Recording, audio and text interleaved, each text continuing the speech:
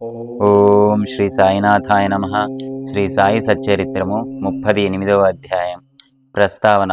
బాబా వంట పాత్ర, నానాసాహెబ్ దేవాలయం గౌరవించుట, కాల, ఒక గిన్నెడు మజ్జిగ గురించి ఈ అధ్యాయంలో తెలుసుకుంటాము. గత అధ్యాయంలో బాబా గారి చవ్వడి ఉత్సవం వర్ణించితిమి. ఈ అధ్యాయంలో బాబా వంట పాత్ర మొదలగున వాటి గురించి మనం చదువుతాము. ప్రస్తావన. ఓ సద్గురు సాయి, నీవు పావనమూర్తివి. ప్రపంచమంతటికి సంతోషమును ప్రసాదించిదివి. భక్తులకు మేలు కలిగజేసిదివి. నీ పాదములను ఆశ్రయించిన వారి బాధలను తొలగించితివి. నిన్ను శరణుదొచ్చిన వారిని ఉదార స్వభావుడచే వారిని పోషించి రక్షించదవు. నీ భక్తుల కోరికలు నెరవేర్చుటకు, వారికి మేలు చేయుట కొరకు నీవు అవతరించెదవు. పవిత్రాత్మయందు ద్రవసారమును బ్రహ్మమనుడు ఎచ్చులో పోయగా దాని నుండి యోగులలో నలంకారం సాయి వాడలేను. ఈ సాయి ఆత్మారాముడే. స్వచ్ఛమైన దైవికానందమునకు వారు పుట్టినిల్లు. జీవితేచ్ఛములన్నీ పొందిన వారే వారు భక్తులను నిష్కాములను చేసి విముక్తులు చేసిరి. బాబా వంట పాత్ర. యుగ యుగములకు శాస్త్రములు వేరువేరు సాధనములను ఏర్పాటు చేస్తున్నవి. కృతయుగంలో తపస్సు, త్రేతాయుగంలో జ్ఞానము, ద్వాపరయుగంలో యజ్ఞము, కలియుగంలో దానము చేయవలనని శాస్త్రములు ఘోషించుచున్నవి. దానములన్నింటిలో అన్నదానమే శ్రేష్టమైనది. మధ్యాహ్నం 12 గంటలకు భోజనం దొరకనిచో మనం చాలా బాధపడదము. అట్టి పరిస్థితులలో నితర జీవులు కూడా నట్లే బాధపడును. ఈ విషయం తెలిసి ఎవరైతే బీదలకు, ఆకలితో ఉన్న వారికి భోజనం పెట్టెదరో వారే గొప్ప దాతలు. తైత్తిరీయోపనిషత్తు ఇట్లు చెప్పుచున్నది: ఆహారమే పరబ్రహ్మ స్వరూపము. ఆహారము నుండియే సమస్త జీవులు ఉద్భవించినవి. చచ్చిన పిమ్మటనవి తిరిగి ఆహారంలో ప్రవేశించును. మిట్ట మధ్యాహ్నం మన ఇంటికి ఎవరైనా అతిథి వచ్చినచో వారిని ఆహ్వానించి భోజనం పెట్టుట మన విధి. ఇతర దానములు అనగా ధనము, బట్టలు మొదలగునవి ఇచ్చున్నప్పుడు కొంత విచక్షణ కావలెను. కానీ ఆహార విషయంలో నట్టి ఆలోచన అనవసరము.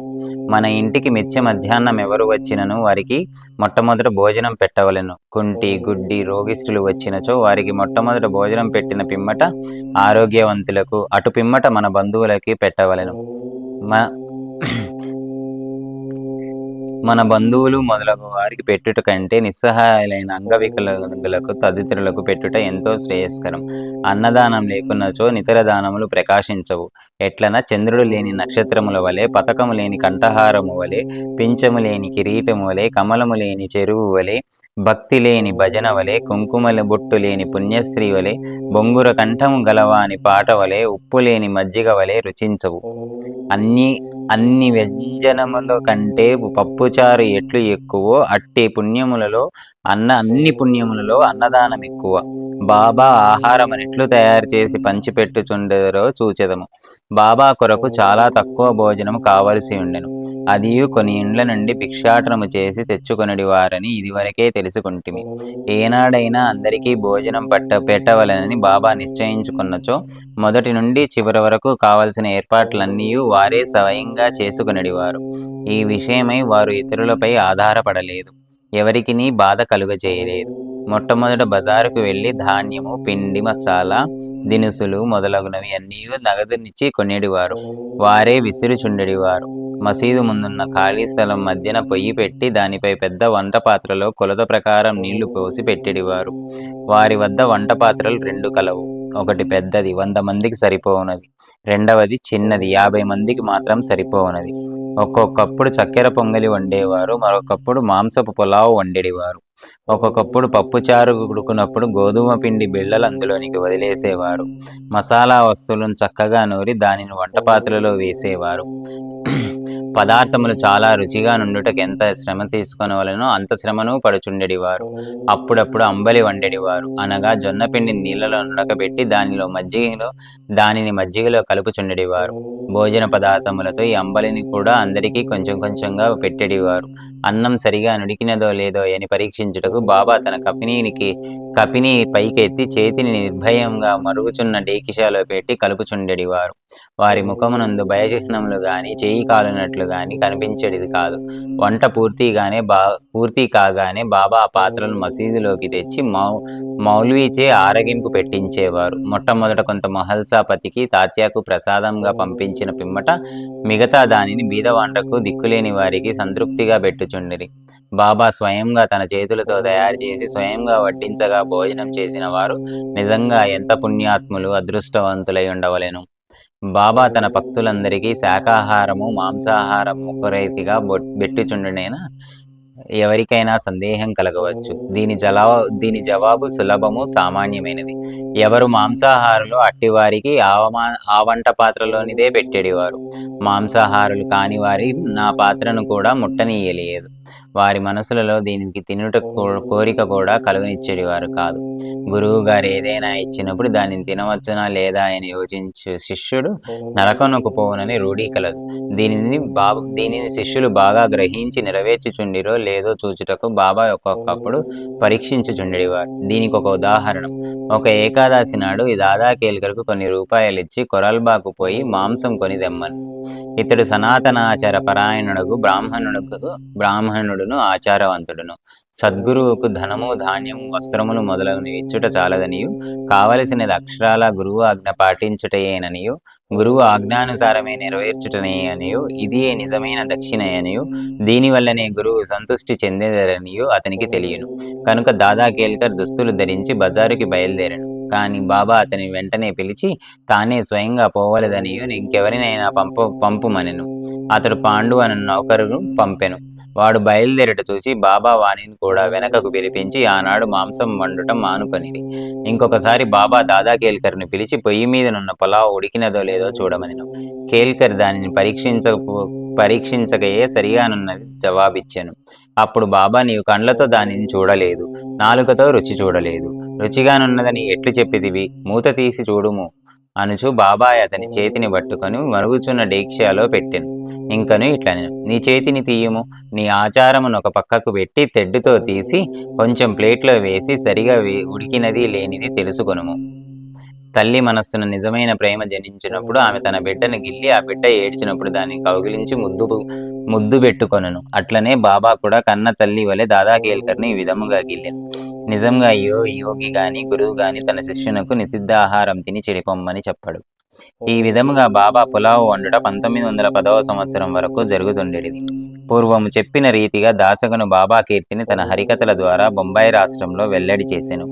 ఆ ప్రాంతం నుండి ప్రజలు తండోపతండాలుగా షిరిడీకి వచ్చుచుండిరి. కొద్ది దినములలోనే షిరిడీ యొక్క పుణ్యక్షేత్రమాయెను. భక్తులనేక రకముల యాహారములను బాబాకు నైవేద్యం పెట్టుచుండిరి. వారు తెచ్చిన పదార్థములు పకీరులు బీదలు తినగా నింకను మిగులుచుండెను. నైవేద్యం నెట్లు పంచిపెట్టెడివారో చెప్పుటకు ముందు బాబా షిరిడీలోని దేవాలయములందును దేవతల యందును గల గౌరవమును చాటెడు నానాసాహెబ్ చాందోర్కర్ కథ తెలుసుకుందాము. నానాసాహెబ్ దేవాలయమును అగౌరవించుట. ఎవరికి తోచినట్లు వారు ఆలోచించి ఊహించి బాబా బ్రాహ్మణుడని కొందరు, మహమ్మదీయుడని మరికొందరు చెప్పుచుండిరి. నిజంగా బాబా ఏ జాతికి చెందినవారు కారు. వారెప్పుడు పుట్టిరో, ఏ జాతి ఎందు పుట్టిరో, వారి తల్లిదండ్రులు ఎవరికీ తెలియదు. కనుక వారు బ్రాహ్మణుడని గాని మహమ్మదీయుడని గాని ఎట్లు కాగలరు?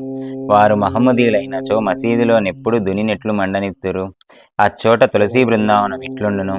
శంఖమునుదుటకెట్లు ఒప్పుకొందురు? గంటలను మోయించుటకెట్లు సమ్మతించురు? సంగీత వాద్యములు నెటులు వాయించునిత్తురు? హిందువుల మత ప్రకారం షోడశోపచార పూజలెటులు జరగనిత్తురు? వారు మహమ్మదీయులైనచో వారి చెవులకు కుట్లు ఎట్లుండును? గ్రామంలోని హిందూ దేవాలయములన్నింటినీ ఏల మరమ్మత్తు చేయించిరి. బాబా హిందూ దేవాలయములను ఏ దేవతలను ఏమాత్రము అగౌరవించినను ఊరుకొనేటివారు కాదు. ఒకనాడు నానాసాహెబ్ చాందోర్కర్ తన షడ్డకుడగు బిక్నీవాల్యాతో షిరిడీకి వచ్చెను. బాబా వద్ద కూర్చొని మాట్లాడుచుండగా నానా మీద బాబా హఠాత్తుగా కోపగించి, నా సహవాసం ఇన్నాళ్ళు చేసి కేల చేసితివి అనెను. నానాసాహెబ్ మొదట దీనిని గ్రహించలేకపోయాను.